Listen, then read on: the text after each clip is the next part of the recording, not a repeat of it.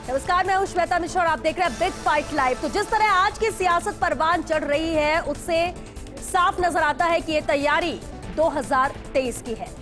विधानसभा चुनाव की तैयारी है जो कि अभी से शुरू हो गई है। और अब आप कहेंगे 2023 के विधानसभा चुनाव में तो अभी 2 साल का वक्त बाकी है, लेकिन अगर आप बीते दिनों हुए सियासी घटनाक्रम को देखेंगे तो कुछ ऐसा ही महसूस होगा कि बीजेपी हो या कांग्रेस, दोनों पार्टियों के दिग्गजों ने अभी से ही तैयारी शुरू कर दी है। यही कारण है कि कांग्रेस सरकार में जहां मंत्रिमंडल पुनर्गठन में सोशल इंजीनियरिंग जिस तरह से की गई है उसे 2023 की तैयारी ही बताया जा रहा है। चाहे वो गहलोत पायलट कैंप की गुटबाजी के खात्मे पर जोर हो या अधिकतर वर्गों के विधायकों को मंत्रिमंडल में जगह देना। इसके अलावा जिन विधायकों को मंत्रिमंडल में जगह नहीं मिल पाई उन्हें मुख्यमंत्री का सलाहकार बनाकर खुश करना हो या हर एक नियुक्ति में सियासी बैलेंस साधा जा रहा है। इन सबके बीच कांग्रेसी दिग्गजों का 2023 में फिर से कांग्रेस सरकार रिपीट करने का दावा करना भी इसी ओर इशारा करता है कि कांग्रेस अभी से चुनावी रणनीति बनाने में जुट गई है। कुछ इसी अंदाज में बीजेपी की ओर से सियासी तैयारी भी शुरू हो चुकी है। भले ही वसुंधरा राजे की आज से शुरू हुई यात्रा को धार्मिक बताया जा रहा है, लेकिन राजनीति और राजनीतिज्ञ को अलग करना बेहद मुश्किल बात है। यही कारण है कि राजनीतिक जानकार इसे पॉलिटिकल यात्रा बता रहे हैं। तो वही बीजेपी के प्रदेश प्रभारी टिफिन नवाचार के जरिए दिग्गज नेताओं को एक जाजम पर लाने की कोशिश में जुटे हैं। खैर, ये तो आने वाला समय ही बताएगा कि ये तैयारियां कितनी सफल हो पाती हैं, लेकिन आज बिग फाइट इसी मुद्दे पर है कि क्या 2023 का शंखनाद हो चुका है। अगली चुनाव की तैयारी आज से शुरू हो गई हमारी। अगली बार वापस सरकार कांग्रेस की बने, ये जो जनता में भावना पैदा हुई इस बार, उस भावना को, उन अपेक्षाओं पे हम खड़े उतरेंगे। 2023 के चुनाव में वापस कांग्रेस पार्टी जीत करके आने की शुरुआत बहुत दिन हो गए ऐसे हम लोग कि आज आपको प्रत्यक्ष रूप में देख के सबको कितना अच्छा लग रहा है।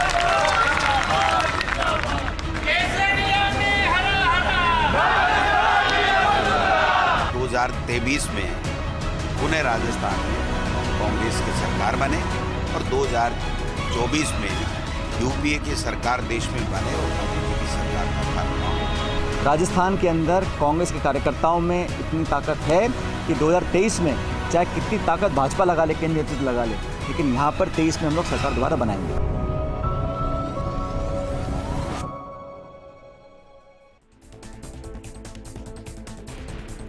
तो क्या 2023 का शंखनाद हो चुका है? बेहद अहम सवाल और इसी पर चर्चा जारी रखेंगे। हमारे साथ बेहद खास मेहमान भी जुड़ चुके हैं, चलिए उनसे रूबरू करा दें आपको। हमारे साथ कांग्रेस विधायक कृष्णा पुनिया जी, बहुत स्वागत है कृष्णा जी आपका। बीजेपी प्रवक्ता मनीष पारिक जी भी हमारे साथ जुड़ चुके हैं, मनीष जी आपका भी बहुत स्वागत है। और साथ ही वाम दल नेता भंवर सिंह शेखावत जी भी चर्चा में शामिल हुए। भंवर जी आपका बहुत स्वागत है। कृष्णा जी आपसे ही शुरुआत करते हैं। हम 2023 शंखनाद की बात कर रहे हैं क्योंकि मंत्रिमंडल पुनर्गठन जिस तरह से हुआ है उसके बाद जो तस्वीर नजर आती है, जिस तरह से सोशल इंजीनियरिंग की गई है, साफ नजर आता है 2023 का शंखनाद कांग्रेस कर चुकी है और फोकस भी अब उसी पर। श्वेता जी, सबसे पहले तो मैं कहना चाहूँगी कि जब से हमने सत्ता में आए हम लोग और माननीय मुख्यमंत्री महोदय ने जिस तरीके से, चाहे ये महामारी हमारे बीच में पहुंची हो या किसी भी तरीके की कोई भी संकट हमारे बीच में आया हो, तो ऐसी विकट परिस्थितियों में भी प्रदेश को संभाला था। और साथ साथ ये कहना चाहूँगी कि इसमें आर्थिक संकट भी आए, बावजूद इसके कि प्रदेश की जनता को इस तरीके से महसूस नहीं हुआ कि उन्हें कोई देखने वाला नहीं है। और मंत्रिमंडल के विस्तार की अगर बात है तो पीछे भी हमारी मैं कहना चाहूँगी कि सभी मंत्रियों के द्वारा बहुत बेहतर कार्य किए गए थे। और अब जो मंत्रिमंडल का विस्तार हुआ है, निश्चित तौर पर माननीय मुख्यमंत्री महोदय ने अपनी उस प्रखर सोच का एक उदाहरण पेश किया कि हर उस वर्ग को ध्यान में भी रखा और अपने जो मंत्री बने हैं उन सब की काबिलियत को भी देखते हुए, और मुख्य उद्देश्य यही है कि प्रदेश की जनता को किसी तरीके की कोई तकलीफ ना हो। और निश्चित तौर पर आप देखती हैं कि 3 वर्ष बीत चुके हैं और जिसमें कांग्रेस पार्टी का कोई कहीं पे विरोध आपने नहीं देखा होगा। आज प्रदेश की जनता मान चुकी है कि जिस तरीके से कांग्रेस की सरकार है और आगे भी भविष्य जो है कांग्रेस में है। और दूसरी तरफ मैं कहना चाहूँगी कि जो बीजेपी है वो विपक्ष का रोल भी अदा नहीं कर पाई और 1, 2, 3, 4 इस तरीके से मुख्यमंत्री बनने के गिनती जाएंगी तो मुख्यमंत्री बनने के ख्वाब देखे जा रहे हैं। और हाल ही में जो माननीय हमारी वसुंधरा जी जो धार्मिक यात्रा पे निकली हैं, तो मैं बताना चाहूँगी वो जो गिनती है 1, 2, 3, 4, 5, 6 की, तो उनको भी संकट में वो दिख रहे हैं कि अब क्या होगा।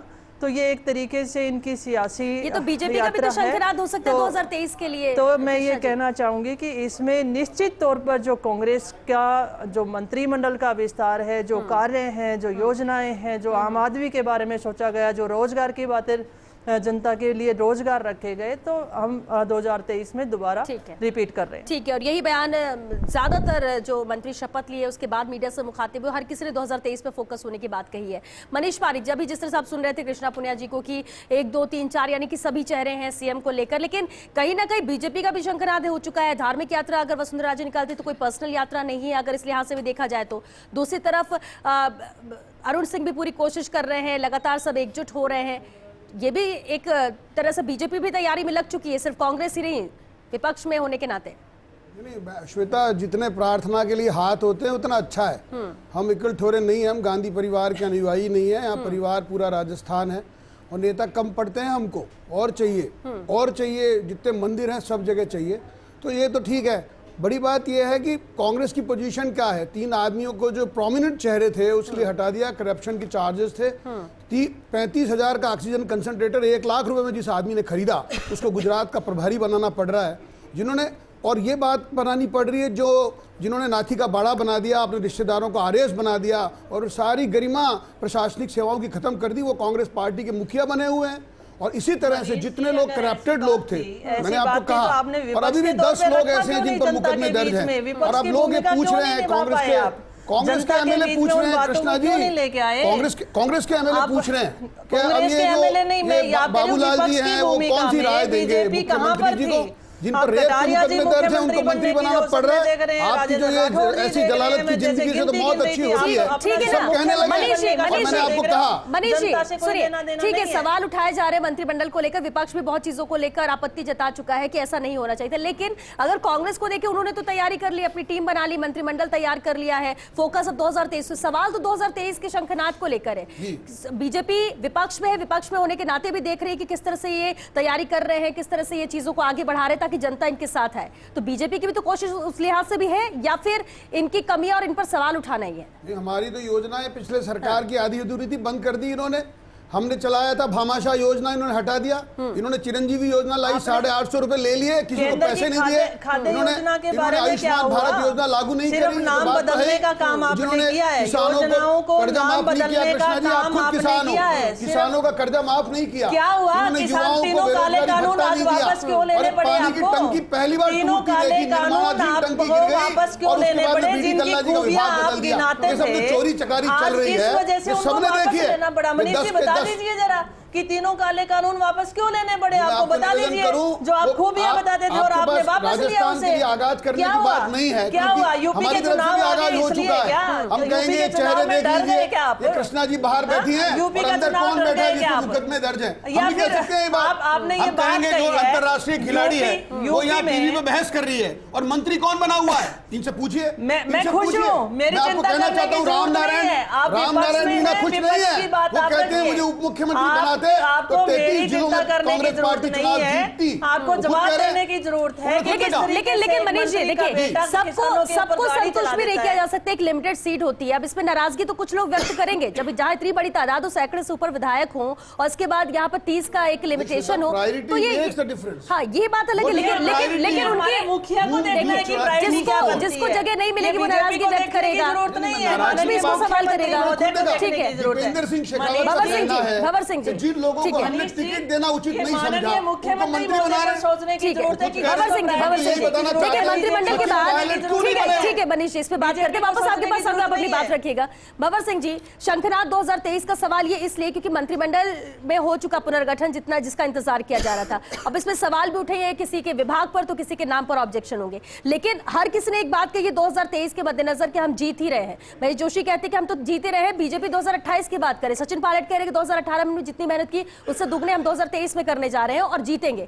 आश्वस्त है, यानी हर कोई अगर 2 साल बाकी होने के पहले भी अगर 2023 की बात कर रहा है तो कौन ज्यादा स्ट्रांग है? क्योंकि बीजेपी की भी कोशिश वही है और बीजेपी कांग्रेस में से ही सरकार बनाते हैं, तीसरा कुछ है नहीं स्ट्रांग यहाँ पर। बिल्कुल ठीक बात है, इसमें कोई दो राय नहीं। देखिए अभी दोनों पक्ष जो लगे हैं, वसुंधरा जी आप देखते हैं कि वो खुद अपनी यात्रा कर रही हैं, और यात्रा एक राजनीतिक यात्रा, ना कि कोई धार्मिक यात्रा। नाम जरूर होते हैं उसके अलग अलग, क्योंकि कई तरह की चीज़ें चढ़ानी पड़ती है, वो दिखा रही हैं। लेकिन आप देखेंगे तो उनकी अपनी ज़मीन वो पूरी वापस दिखा रही है कि मेरे पास कुछ ज़मीन है। केंद्र जो उनको लगातार 3 साल से बाईपास कर रहा है, लगातार उनको एक तरफ धकेला, उसका नतीजा बीजेपी ने राजस्थान में भुगता है कि चुनाव हारे, जमानत जब्त हुई है यहाँ पे उनकी। तो ये सब चीज़ें सामने आ रही है, और अभी कोई नेता ऐसा नहीं है भाजपा का जो राज्य लेवल के ऊपर ये बता सके कि मैं मुकाबला कर सकता हूं। अभी फिलहाल में राजस्थान में वो लीडरशिप राजस्थान में नजर नहीं आ रही है। वसुंधरा, एक मिनट यार, आप मैं फालतू आप डिस्टर्ब ना करें ना। क्या मैं कह रहा हूं, क्यों डिस्टर्ब कर रहे हैं? आप अपना काम करो यार, आप अपने बारे में कुछ बता नहीं पाते हो। अभी इनका मुख्यमंत्री योगी क्या बोल रहा है? केवल चचा जान मचा जान, इनको हम ठीक कर देंगे। अरे अगर आपने देश में काम किया है, अगर आपने महंगाई कंट्रोल करी है, आम जनता को आपने अगर कुछ राहत दी है तो वोट देंगे। आप तो केवल सांप्रदायिकता की बात कर रहे हो, देश में जहर घोल रहे हो। अरे आप जहर घोलने का काम करने वाले लोग, आपके पास काम क्या है? केवल हिंदू मुस्लिम करना। अगर आपने काम है, हमने काम किया है, हमने महंगाई कंट्रोल की है। आप 35 रुपए का पेट्रोल 120 रुपए लीटर बेच रहे हो। आप सरसों का तेल 100 रुपए का 200 रुपए में बेच रहे हो। अरे 40 रुपए ये नहीं ले रहे, आप ज्यादा ले रहे हो। आपने स्पेशल एक्साइज ड्यूटी लगा रखी है, आपने स्पेशल एक्साइज ड्यूटी स्टेट से ज्यादा ले रहे हैं। आप स्टेट से ज्यादा 40 रुपए आप ले रहे हो, ये 23 रुपए ले रहे हैं, ये 23 ले रहे हैं। ये 23 की तैयारी है आपकी। अरे आप, मैं कह रहा हूँ ना, ये गुंचा आप 40 रुपए ले रहे हो। ठीक है, क्या बात कर रहे हो यार? ठीक है, आपको कुछ पता नहीं है तो फिर क्यों बात कर रहे हो यार? देवेंद्र शास्त्री जी हमारे साथ है, राजनीतिक विश्लेषक हैं। मनीष जी बेचने का काम कौन करता है? नाला गोला करके घर का घर बेचने का काम कोई नाला गोला नहीं कर सकते। ठीक है, मनीष जी अभी सवाल आप उठा रहे थे। मनीष पारिक जी बेचने का काम कौन कर रहा है? भंवर सिंह जी अभी मुद्दे में रहते हैं, मुद्दे में रहते हैं। मिलते नहीं है। अरे आपका क्या है? आपकी जमानत जब्त है। अरे आपकी तो जमानत जब्त है। केरल में आपकी एक सीट नहीं है। मनीष जी दूसरों को भी सुनिए, दूसरों को भी सुनिए सर, दूसरों को भी सुनिए।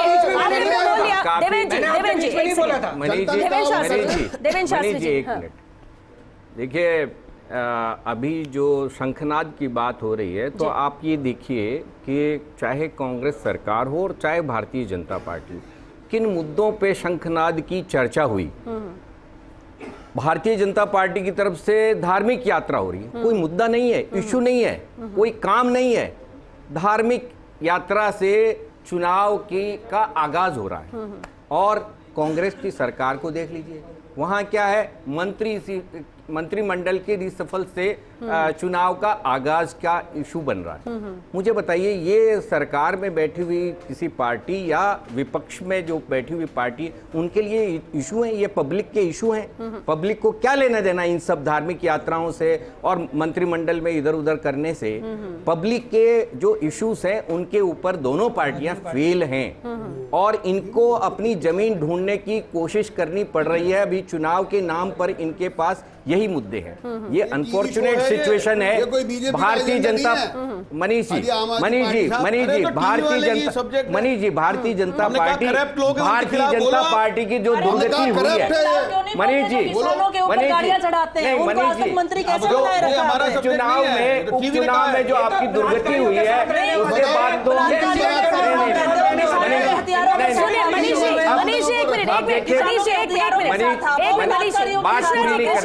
देखिए, आपसे सवाल पे आपने अपनी बात रखी, जो कहना चाह रहे देवेंद्र शास्त्री जी, उसमें सुन लेते हैं हम पहले। आज सिचुएशन ये है कि कांग्रेस ने दोनों सीटें जीती। मनीष जी सुनिए, आप बहुत बोलिए, सुनिए, आप बीजेपी की घंटियां बजाते रहो, इनको सुनने की हिम्मत नहीं है। सुनिए, मैं क्या कह रहा हूं कि जो उपचुनाव हुए वो एक संकेत है।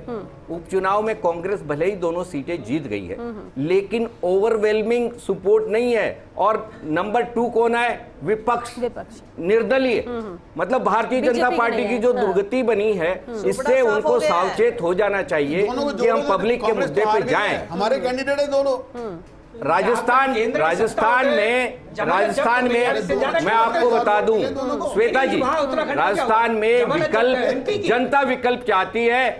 पॉलिटिकल पार्टी विकल्प दे सकती है कि नहीं दे सकती ये अलग बात है, लेकिन आज की सिचुएशन में यह है कि दोनों पार्टियां किसी पब्लिक इश्यूज पर चुनावी रणनीति में उतरने की हिम्मत नहीं कर पा रही। ये हम बात की आपने, लेकिन सिर्फ 2 सीटों से क्या पूरे प्रदेश को आका जा सकता है?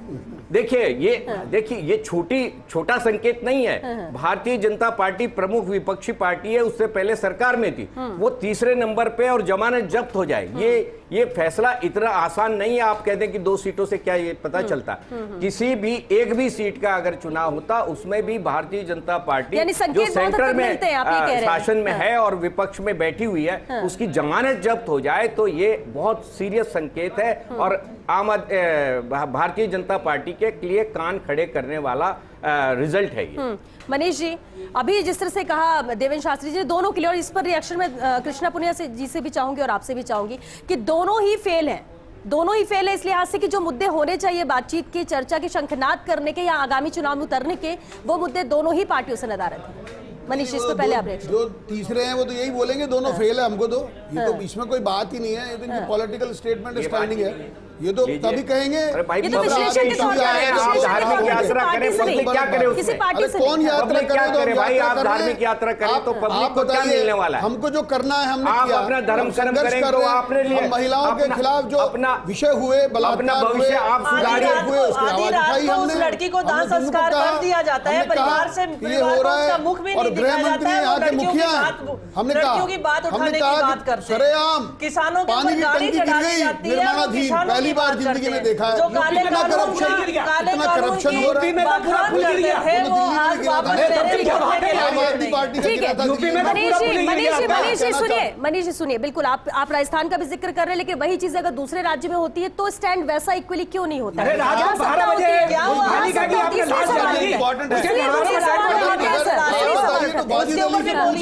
वाजिद अली कह रहे हैं सिटिंग एमएलए हैं और वो सिटिंग एमएलए जाहिदा के लिए कह रहे हैं जिससे करप्ट एमएलए नहीं है कोई दुनिया में, इसको मिनिस्टर बना रहे हो।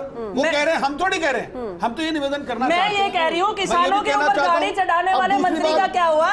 आधी रात को उस लड़की को जला दिया जाता है, बलात्कारियों के साथ आप बैठे हुए, उनका क्या हुआ? आपके पास कोई जवाब है क्या उस बात का? तिजोरी की रखवाली दे दी है, उसका क्या जवाब है? ठीक है मनीष, आपने सवाल का जवाब नहीं दिया जो मैंने पूछा, जो सवाल मैंने पूछा आपने उसका जवाब नहीं दिया। कर रहे हो या हम कर रहे हैं तैयारी? मनीष जी आपने सवाल का जवाब नहीं दिया। कृष्णा पुनिया जी, उसी सवाल का जवाब आपसे भी कि अगर देवेंद्र शास्त्री जी कहते हैं कि फेल है दोनों ही, बीजेपी हो या कांग्रेस हो, क्योंकि मुद्दा जो होना चाहिए जनता के हित में 2023 के लिए वो नहीं है, तो किस तरह से शंखनाद इसे माने? क्योंकि बयान तो हर कोई वही दे रहा है, यानी आगामी तौर पर रणनीति बनेगी उसकी बात कही जा रही है।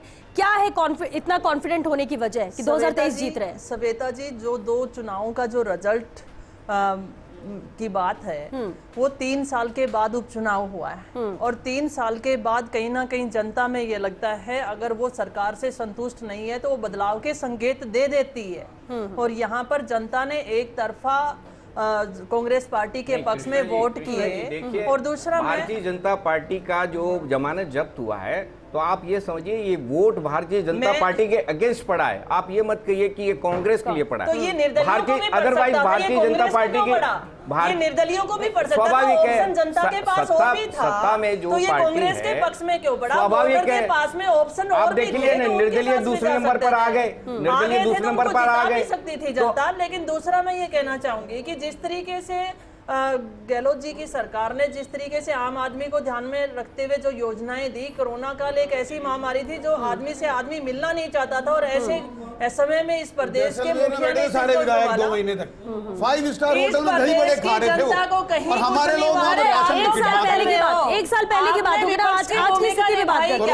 आज भी हम 1 साल पहले की बात करेंगे तो आज वो नहीं निकले।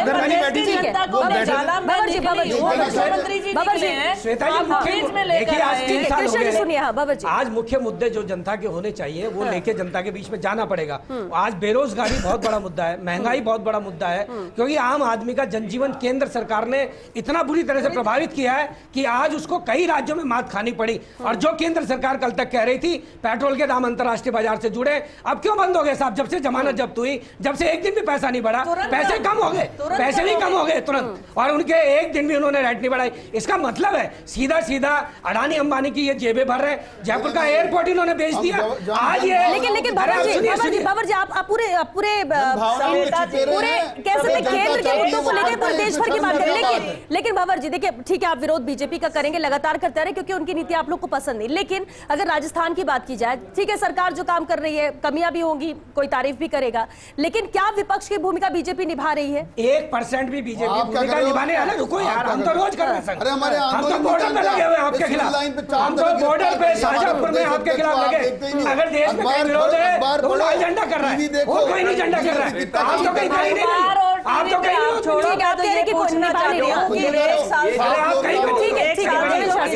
देवेंद्र शास्त्री जी जो उपचुनाव है उसमें तो आप समझ लीजिए कि भारतीय जनता पार्टी को तो जनता ने विपक्ष के तौर पे भी रिजेक्ट कर दिया, विपक्ष के लायक भी नहीं समझा, उनकी जवानी भी जब्त कर दी। लेकिन मैं ये कह रहा हूँ कि अशोक गहलोत सरकार के लिए भी ये कोई बहुत अच्छी सिचुएशन नहीं है। अरे आपको होटल में कृष्णा जी की मजबूरी हो सकती है, आपने किया था, किचन कृष्णा जी की मजबूरी हो सकती है। और यहाँ लोगों ने भूखा मारा है, कांग्रेस पार्टी ने, बीजेपी ने राशन किट वितरित किए हैं। राजस्थान की बात होगी तो शुक्रिया आप सभी का इस चर्चा में शामिल होने के लिए, क्योंकि वक्त खत्म हो चुका है, लेकिन इतना जरूर है कि अगर मुद्दे की बात होगी, राज्य की बात होगी, तो उसी राज्य के मुद्दे की बात होगी, और अगर आपकी नीतियां दूसरे राज्य में कुछ और है और अपने राज्य में कुछ और है तो ये गलत है, क्योंकि जनता सब कुछ देख रही है। लेकिन इतना जरूर है कि शंखनाद हो चुका है, 2023 की हर कोई बात कर रहा है, अभी 2 साल विधानसभा चुनाव में बाकी है। सवाल होने पर कहा जाता है कि अभी तो 2 साल का वक्त है, लेकिन अभी से जिस तरह से रणनीति बन रही है, जिस तरह से बयान आ रहे हैं, कांग्रेस कॉन्फिडेंट है कि 2023 हमारा है, बीजेपी कह रही है कि हम तो तैयारियों में लग चुके हैं, और जिस तरह से 5 साल की सरकार कांग्रेस की होगी अब वापस नहीं आने वाली। लेकिन 2 साल का ये वक्त है, ये बहुत कुछ निर्धारित करेगा कि विपक्ष की भूमिका बीजेपी कैसे निभाती है, सत्ता पक्ष में रहते हुए कितने काम जनता के किए जाते हैं, और क्या वापस जनता के दिलों में राज कांग्रेस करती है, या फिर वो बीजेपी का विकल्प चुनेंगे, या फिर कोई और, क्योंकि यहाँ 200 सीटें हैं, 200 सीटों में से कितनी सीटों पर निर्दलीय कोई और पार्टी आ जाए वो भी कुछ नहीं कहा जा सकता, क्योंकि उपचुनाव के परिणाम भी कहीं ना कहीं इस ओर संकेत कर रहे हैं। चलिए इसी के साथ बिग फाइट लाइव में आज के लिए बस इतना है।